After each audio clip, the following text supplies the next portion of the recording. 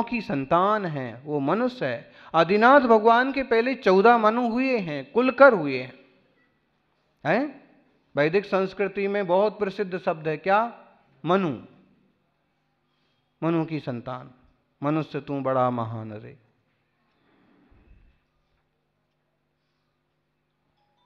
और जैन शास्त्रों में उस मनु के लिए ज्यादा प्रसिद्धि पाई है कुलकर शब्द ने। कुलकर मतलब मनुष्यों के कुलों की व्यवस्था बनाने वाले। आदिनाथ भगवान के पिता कौन थे? जोर से बोलना। नाभि राय। नाभि राय भी खुद 14वें नंबर के मनु थे। फिर कहीं शास्त्रों में आदिनाथ भगवान को भी मनु कुलकर कह दिया, भरत चक्रवर्ती को भी कह दिया। बाकी 14 ही कुलकर होते हैं और उनके पिता कुलकर थे, मनु थे। मनुष्य मनुओं से जो पैदा हुआ है, मनुओं से जो प्रशिक्षित होकर के आया है, सीखा है धीरे धीरे, वो मनुष्य है। जो मनन करता है वो मनुष्य है। मन से जो निपुण है, मन जिनका बहुत चतुर है, वो मनुष्य है।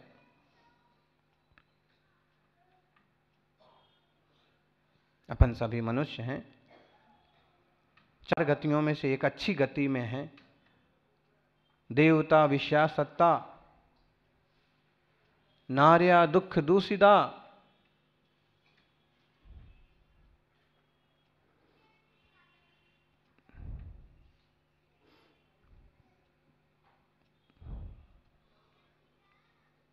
देवता कैसे हैं?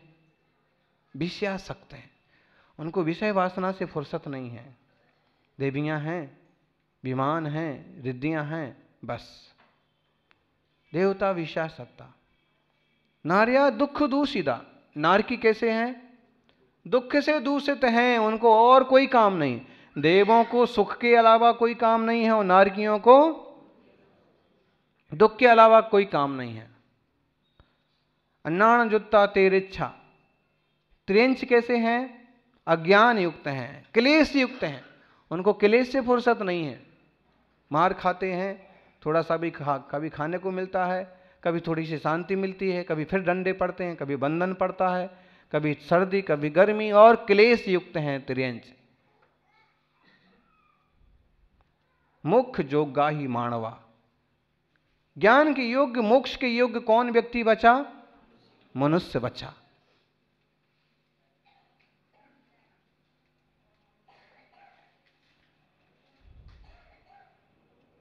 चार गतियों में 84 लाख योनियों में मनुष्य योनि हमें सबको मिली है। सत्पुरुषार्थ करिए। हकिंस का उदाहरण दिया है। सब कुछ जाना उसने, बहुत आविष्कार किए, लेकिन उसने ये नहीं जाना कि जानने वाला मैं कौन हूं। विज्ञान की सबसे बड़ी कमजोरी यही है कि वह हर चीज को आंखों से, यंत्रों से देख करके ही निर्णय करना चाहता है, जबकि आत्मा अथवा ईथर अथवा मीडियम ऑफ रेस्ट जो द्रव्य है, मीडियम ऑफ मोशन जो द्रव्य है, वो आंखों से नहीं दिखते हैं। धर्म द्रव्य, अधर्म द्रव्य, जीव द्रव्य आंखों से नहीं दिखते। धर्म द्रव्य है, उसकी उपस्थिति मालूम पड़ती है क्योंकि चीजें चलती हैं, इसलिए। अधर्म द्रव्य है क्योंकि ठहरने की क्षमता किसी कारण से तो है, कोई कारण है कि हम ठहरे हैं, वस्तु ठहरी है, और उनके कार्य से हम उनका निर्णय करते हैं। बाकी वह ज्ञान तो सिर्फ अरहंत के ज्ञान का विषय है, सर्वज्ञ के ज्ञान का विषय। और ऐसे ही आत्मा, आत्मा को डॉक्टर लोग चीर फाड़ करके आत्मा पकड़ के रखें हैं, बोले अमुक वैज्ञानिक ने और मरते हुए मुर्दे का वजन किया, मरते हुए व्यक्ति का, बाद में जब प्राण निकल गया, बाद में वजन किया, बाद में घोषणा कर दी कि मरने के बाद इसका वजन 5 ग्राम कम हो गया। इसका मतलब है आत्मा का वजन कितना हो गया? ऐसे हो गया।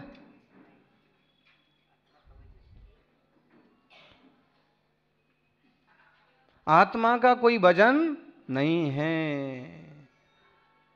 अरसम अरूप मगंधम अब्बत्तम चेणागुण मसद्दम जान मलिंग गहणम जीवम निर्दिष्ट संथानम। जीव तो अरस है, अरूप है, अगंध है, अवर्ण है, ये सब रंग रूप है ना, ये सब पुद्गल की माया है दादाजी। शरीर जो है ना, ये सब मैटर है, पुद्गल से, माटी से रचा हुआ है, यहीं यहीं रह जाता है। हम चैतन्य आत्मा, जानने वाले, और जानन स्वभाव, ना उसमें रस है, न गंध है, न वर्ण है, न किसी तरह का कोई पकड़ है, न कोई उसका आकार है। इसलिए विज्ञान कितना विकसित हो जाए, आत्मा को पकड़ सकता नहीं। इसमें जीव है, इसमें जीव नहीं है, ये निर्णय कर सकता है, वो भी उसकी चेतना के बल पर, उसके जानन स्वभाव के बल पर। भगवान महावीर स्वामी का विज्ञान एकदम प्योर विज्ञान, प्योर साइंस, और स्वसंवेदन गम्य। आत्मा कैसा है? स्वसंवेदन गम्य। आप खुद इसको पकड़ सकते हो, ये जरूर है। हॉकिंस चाहते कि कोई वैज्ञानिक चाहे तो खुद अनुभव करे कि मेरा हाथ काम नहीं कर रहा। आपने बताया था ना, हाथ काम करना बंद कर दिए, पांव काम करना बंद कर दिए, यहां तक कि बोलना भी बंद हो गया, फिर भी सोचते थे और कंप्यूटर से ट्रांसलेटेड होकर के आता था। ठीक है ना? एक वैज्ञानिक ऐसे हुए, अभी हाल मरण होगा पिछले ही साल। अब उनको ये तो समझ लेना चाहिए कि पांव काम क्यों नहीं कर रहा है, हाथ काम क्यों नहीं कर रहा, और ये काम नहीं कर रहा है, फिर भी कुछ तो काम कर रहा है, और फिर मेरा ये काम करना बंद हुआ है, तो अब काम करने वाला जो है वो बचा कौन है? आत्मा, चेतना। ये भी निकल गई तो अब डेड बॉडी हो गई, अब इसको जला दो, गाड़ दो, मार दो, जो भी है। ऐसे तो यह आत्मा, ये चेतना, ज्ञायक स्वभाव हमारा, हम आश्रव बंध में ना पड़ें तो निर्जरा होगी। स्वतंत्रता की दृष्टि बनाएं तो सचमुच स्वतंत्र हो जाएंगे, और स्वतंत्रता कहीं स्वच्छंदता में ना बदले, इसका विवेक रखें। कारण हमारी चंचलता ही हमें भव भ्रमण कराती है। मादा भी बहनी होदी भारिया, भारिया बहनी पुत्ती, विचित्तो एणमो जगो। ये जगत बहुत विचित्र है। इस संसार में कभी माँ भी बहन बन जाती है, बहन भी माँ बन जाती है, भाव बदल करके, पर्याय बदल करके भाई भी दुश्मन बन जाता है, दुश्मन भी भाई बन जाता है। जीवन बदले, जन्म बदले कि कौन क्या से क्या रोल में आ गया, क्या पता पड़ता है। ऐसे में किसी से भी किसी तरह के बैर विरोध रखने की बजाय अपन सभी आत्मदृष्टि संपन्न ज्ञाता पुरुष बने, और यथायुग धर्म ध्यान करते हुए, सहज स्वभाव की दृष्टि करते हुए अपने आप की निर्मलता बढ़ाएं। ऐसी मंगल भावना। जय बोलिए पार्श्वनाथ भगवान की। बोलिए परम पूज्य आचार्य श्री 108 सुनील सागर जी महाराज की। पार्श्वनाथ भगवान की। नमो अरिहंत अरिहंत अरिहंताणं नमो, नमो अरिहंत अरिहंत अरिहंताणं नमो अरिहंत अरिहंत अरिहंताणं नमो सिद्ध नमो सिद्ध नमो श्री सिद्धाणं नमो सिद्ध नमो सिद्ध नमो श्री सिद्धाणं नमो आयर्य आयर्य आयर्याणं नमो आयर्य आयर्य आयर्याणं नमो आयर्य आयर्य आयर्याणं नमो आयर्य आयर्य आयर्याणं नमो लोये नमो सब साहुणं नमो लोये नमो सब साहुणं नमो लोये नमो सब साहुणं नमो अरिहंत अरिहंत अरिहंताणं नमो अरिहंत अरिहंत अरिहंताणं नमो सिद्ध नमो श्री सिद्धाणं नमो आयर्य आयर्य आयर्याणं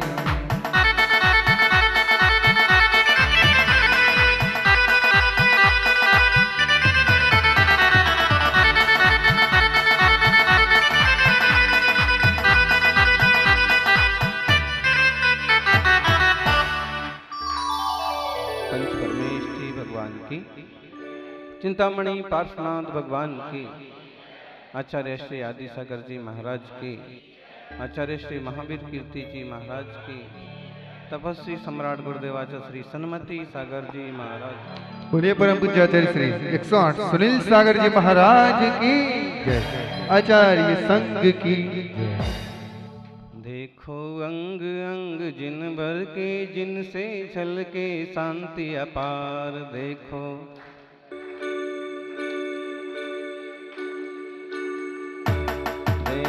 अंग अंग जिन भर के, जिनसे छल के शांति अपार।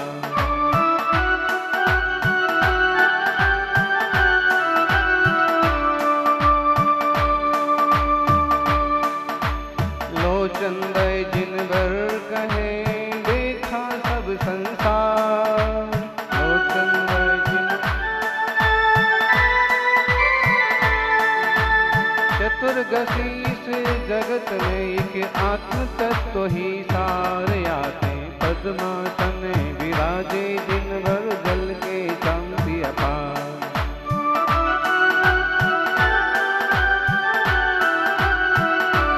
देखो अंग अंग जिन भर के, जिनसे चल के शांति अपार।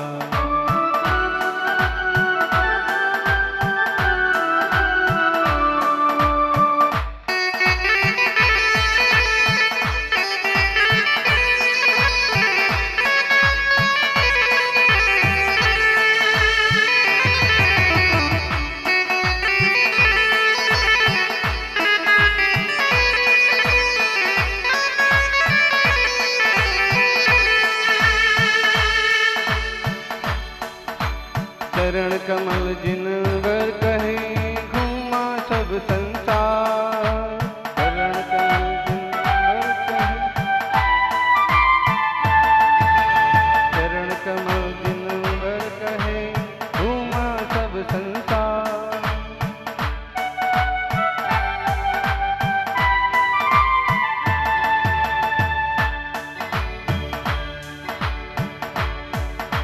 चतुर गति संसार माइक, आत्म तत्व ही सार। आते पद्मासन विराजे, जिन भर चल के शांति अपार। देखो अंग अंग,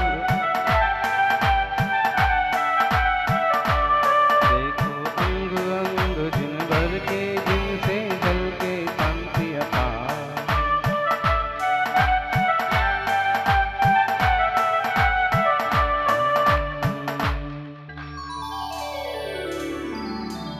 कभी सुना होगा ये भजन आप लोगों ने भी। देखो अंग अंग जिन वर के, जिनसे झलके शांति अपार। भगवान जिनेश्वर की वीतराग मुद्रा देखने से अपार शांति का अनुभव होता। शांति झरती है, शांत मुद्रा। छवि वीतरागी नग्न मुद्रा, दृष्टि नासा पे धरे। એટલે બસ થઈ ગયો।